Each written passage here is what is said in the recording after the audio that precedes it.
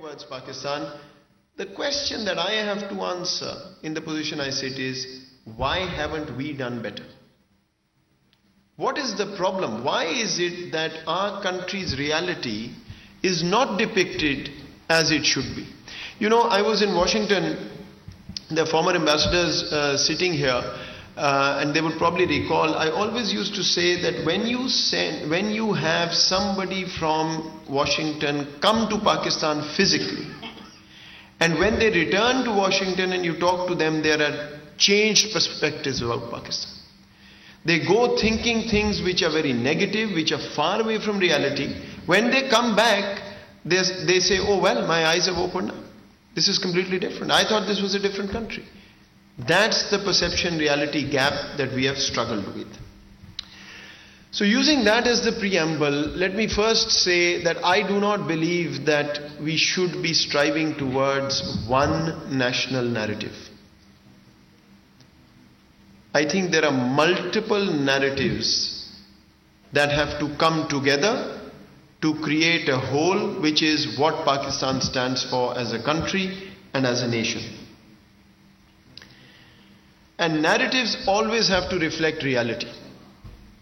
Here is the difference, and I'm going to be candid, between how we approach narratives and how some other countries, specifically I have in mind our eastern neighbor, has approached narrative building.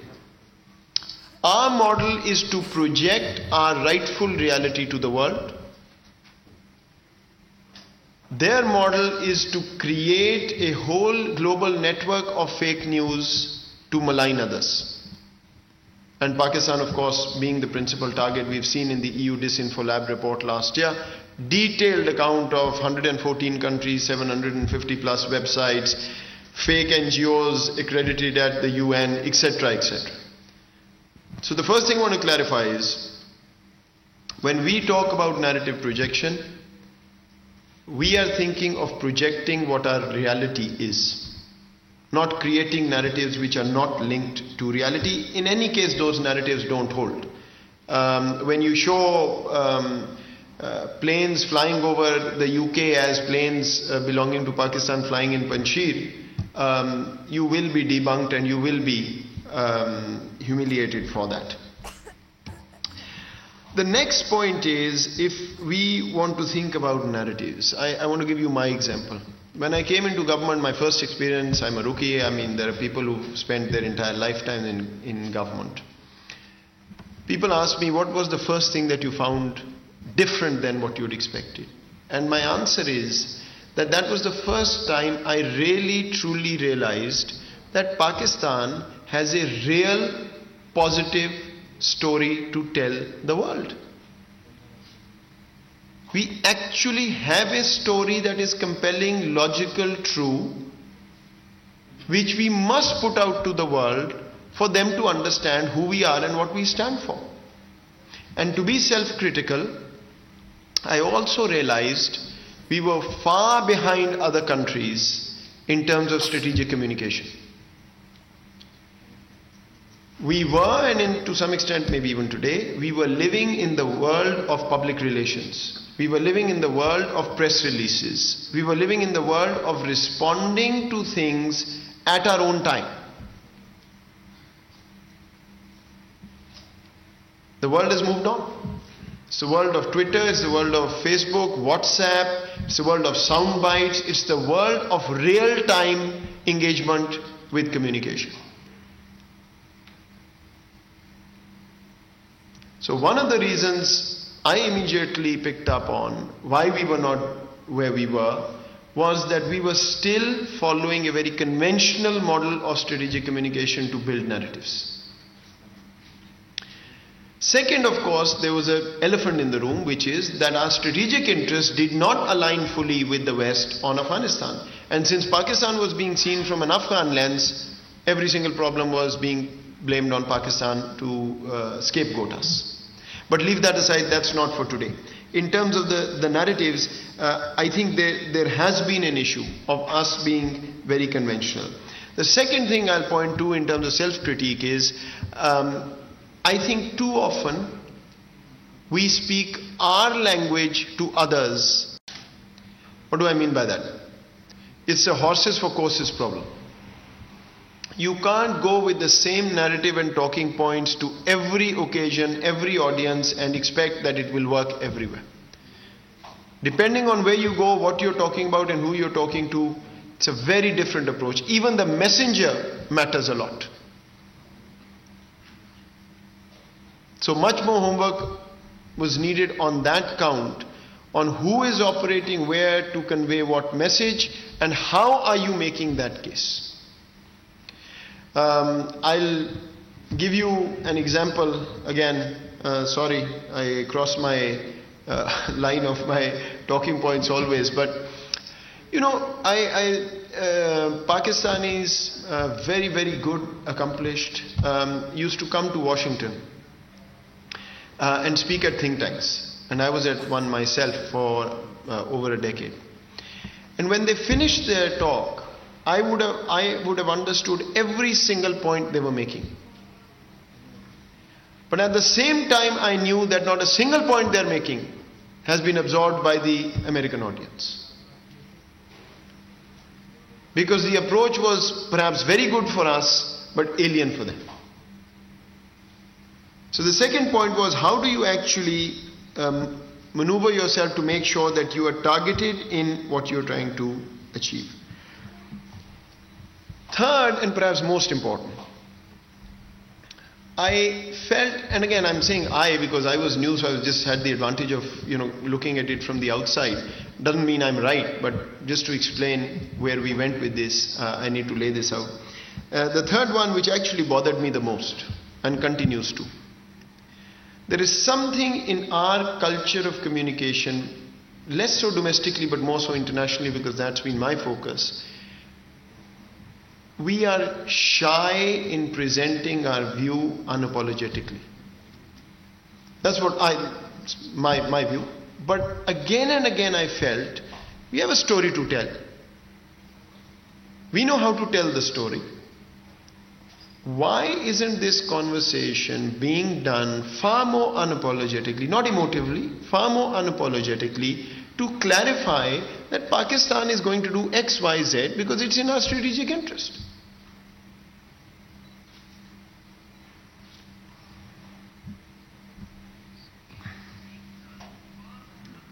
And the fourth thing that much before I came into government I'd sort of thought of long and hard was that we always talk about others having lobbies against us, which is absolutely true.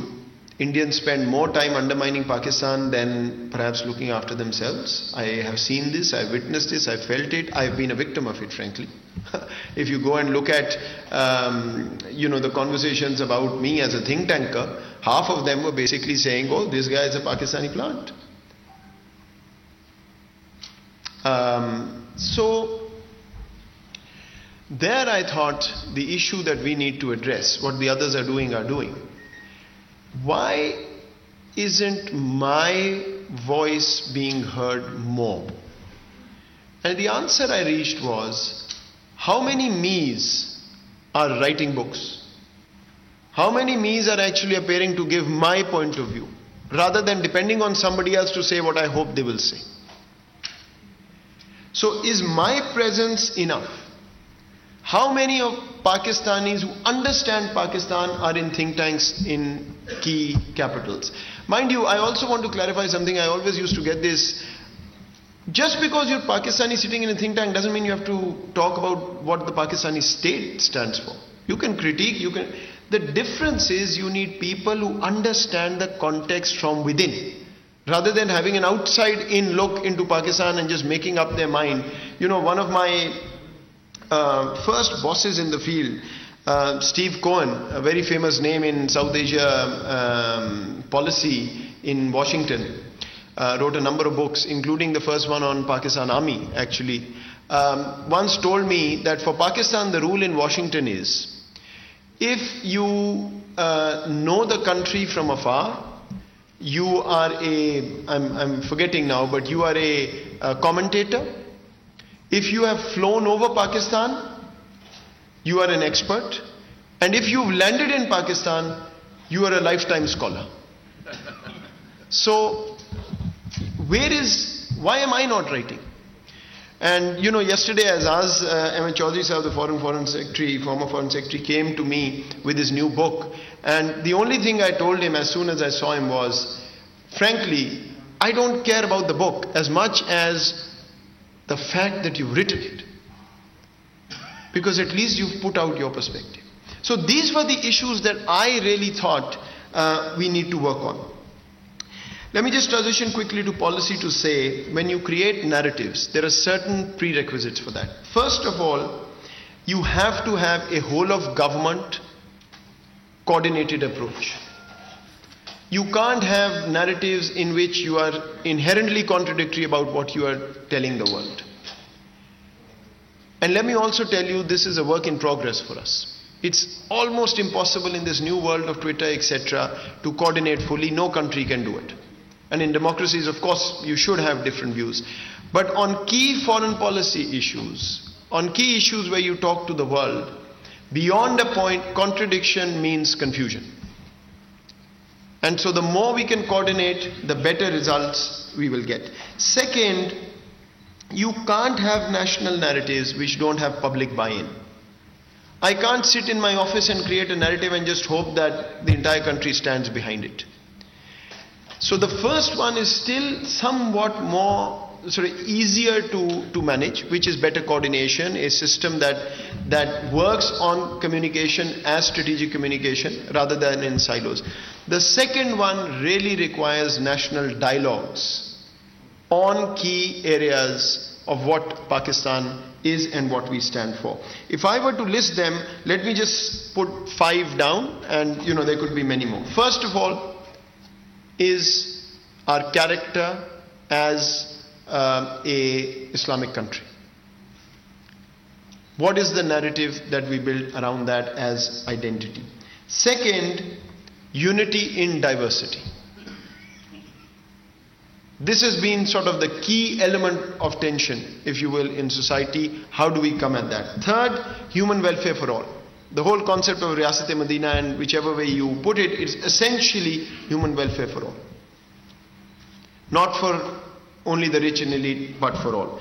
Fourth, Pakistan's democratic and federal nature, enshrined in the constitution and in the psyche. And finally, Pakistan stands for peace within and its neighborhood. So working towards peace wherever we can. These 5 baskets can be unpacked whichever way we want, but essentially, in my view, a charter of economy has been talked about.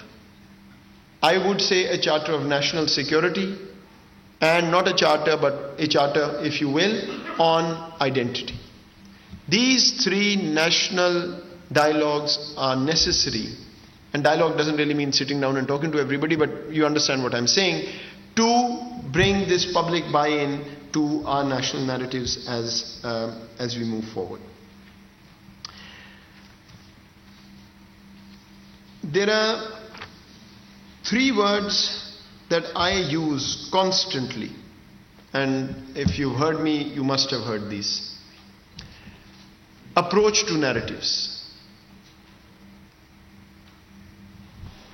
Proactive, unapologetic, and pragmatic. Virtually every time we communicate, these 3 principles can get us exactly where we want to go. There is no reason for Pakistan to be shy because we have nothing to hide. But the fact of the matter is, even we have absorbed Western narratives of Pakistan to the point that even internally there is a debate of whether Pakistan's narrative is the correct one or the other one. It's mind-boggling to me, because immediately as soon as you see all the information about what Pakistan stands for, what we are doing, we have a real story to tell. And there is absolutely no need to be apologetic about it. But at the same time, we can't be in the world of press releases. We cannot wait 5 days to figure out where to put a comma and a full stop. This is the age of strategic communication, coordinated, real time. And finally, no emotions required. Because we have a story to tell, we have to be pragmatic about it, And that's how we approach the world in virtually everything that we should do. So finally, let me just say that all of this is what the government has structured in a way that I think we have moved the needle in the direction that I am pointing to.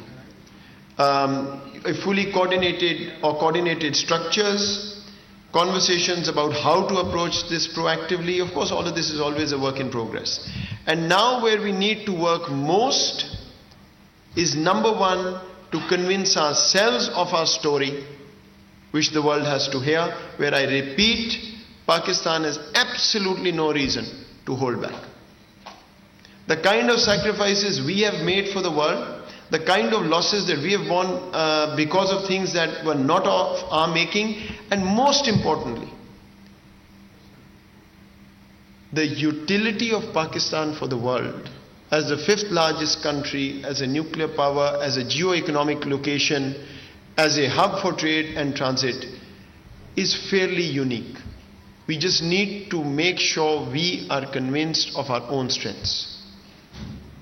This whole geo-economic paradigm and the conversation that every Pakistani official has had for the past year and a half did not come out of thin air. A lot of people come to me and say, okay, you came and you've consent. I haven't done anything. This was going on. I mean, the Foreign Office officials are sitting here. This has been going on for years and years. The issue is, how do we make it a whole of nation conversation that this is what we stand for? And what is that? Our security is premised on economic security at the core. And building on that economic security, we have a larger national resource pie to be distributed to an even stronger military security and human welfare for all. That's what we stand for. How do we achieve it? Connectivity, development partnerships, development and investment partnerships with the world, and peace within and in the region. And that's the approach we take. That's the approach we communicate to the world. And you will see over time that virtually every critique will be defeated, because, ladies and gentlemen, I promise you again, I did not come into government with this mindset, but I assure you today, there is not a single thing that Pakistan should not be conveying to the world. Nothing that we should be apologetic about or have to hold back on. Our strengths are numerous, but when we talk about them, we have to talk about them confidently and convince the world of the... Moid Yusuf इस वक्त एक seminar से खिताब कर रहे हैं। Subscribe करें और बेल दबाएं ताकि कोई खबर रह न जाए।